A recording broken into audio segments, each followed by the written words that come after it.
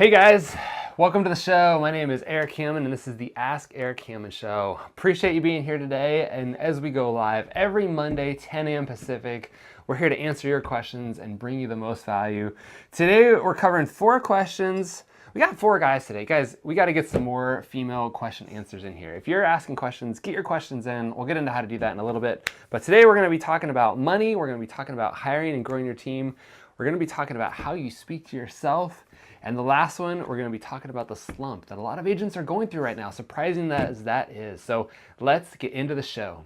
Okay, the first one is by Mark, and he's talking about hiring. So it says hiring, exclamation point. I love it. Mark, types of hires and agent structures. Okay, what do you hire? Okay, so if you're brand new, I think the first step of what to hire is an assistant, right? It's somebody who can take a load off of your plate. It allows them to prepare your listing paperwork. It allows them to help you get your transactions on the MLS. They can take the showing appointments. They can work with the buyer leads sometimes when they come in. There's a lot of different things that an assistant can do. Then the next one is the buyer's agent. And the reason why is because buyers are great, but they take a lot of time, right? I'm working with a client right now who's a really good friend of mine. And if you're watching this, I love working with you. You're great. But buyers can take a lot of time, right? They want to see a house. They need to see it now because by tomorrow it might be under contract. And so when those houses hit the market, you've got to be ready for it. You've got to be moving quick. You got to be agile. If you're on vacation and your client is ready to buy a house, you might lose. They might go find another agent because you're not there to show them that property. So you need a buyer's agent who's committed, who's full-time, who can bring probably their own book of business to kind of get things rolling, but you need to be able to push off some of the clients that you've known for a while who are good buyers, who are ready to go, who know what they're looking for, and who can build that relationship with your new buyer's agent. I would say the third hire would be another buyer's agent before you actually bring on a listing agent. So 2 buyer's agent, you're still the main listing agent, and then probably bring on your first listing agent who might even piggyback back and forth. Okay, Peter asks, what percentage is going to be a good one? What percentage should go to business expenses when we get paid? Next part of the question is, what percent should we take home? This depends. I hate to say that answer, but it depends, okay? If you're brand new, you're 1 year, 2 years, maybe even 3 years into your business, and you're still trying to grow, and nobody knows your name, and you've sold less than 50 transactions, depending on where you are in the country and how much your commission check is. But if you sold less than 50 transactions over the last 3 years, I say you're still pretty brand new, which means you're going to have to dump a lot more money back into your business than you probably are. And if you're a solopreneur and this is your only check and this is the money that you're living off of is commission check after commission check after commission check, it may be hard to consider these things. But if you're smart and when you step back to start your real estate business and you realize this was a business and I'm not going to be making a check day number 1 and I've got to set aside some reserves, you're going to be smart and you're going to be able to hedge this business so much better. So number 1 is I tell people to put more money back into their business than they're taking home.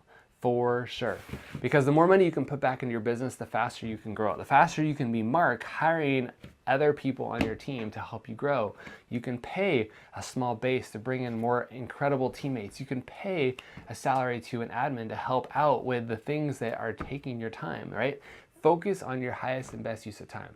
Peter, the percentage that you put back into your business versus take home needs to be massively more put back in your business than take home. Try to live as most frugally as you possibly can. Try to put back every dollar and every penny back into your business as often as you can because it's just gonna help you get there faster. Okay, Harvey, you've got a fun one. So he says, this is more of a statement, but I think that we can turn this into a great conversation here. He says, diet, rest, exercise, feel great, got those, diet, rest, exercise, feel great, or eat, sleep, move, smile. I would encourage you, this is going to be kind of a short part of it, but I would encourage you to think about the words that you're using and try to turn them around to find the positive in it. Is it I have to or I get to? Is it a job or something fun that I get to go to?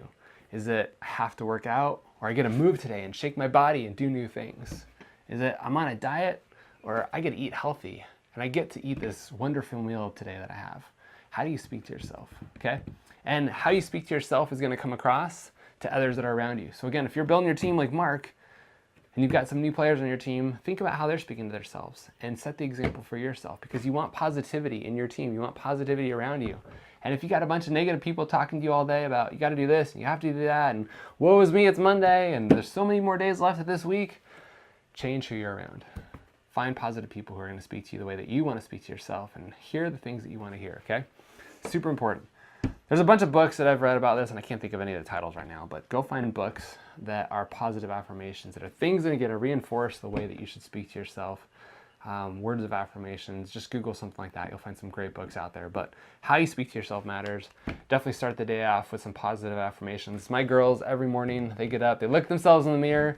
I'm smart, I'm humble, I'm beautiful, and I can do anything I put my mind to. I'm smart, I'm humble, I'm beautiful, and I can do anything I put my mind to. That's what I tell my girls every single morning.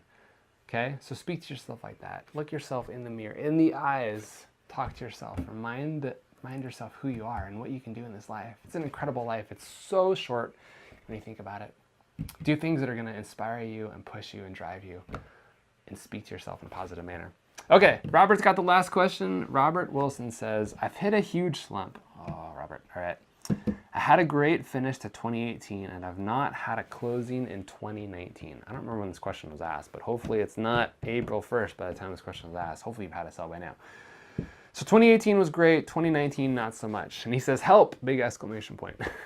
Okay, Robert, here's the question. What did you do last year? And what did 2017 look like?